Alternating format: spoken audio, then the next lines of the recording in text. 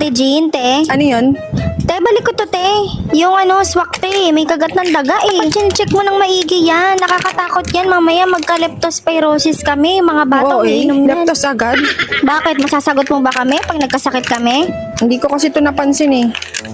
Pasensya ka na. Sige, palitan ko na lang.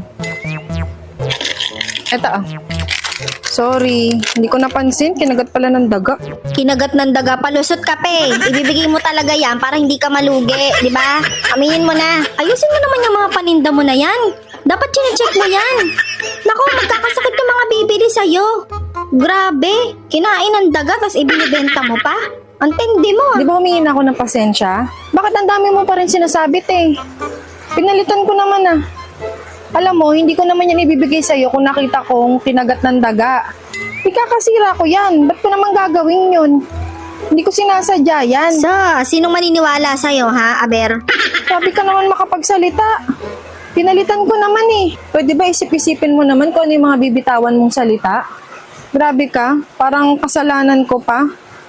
Wala naman kami ditong alagang daga. Daig mo pa na laso na.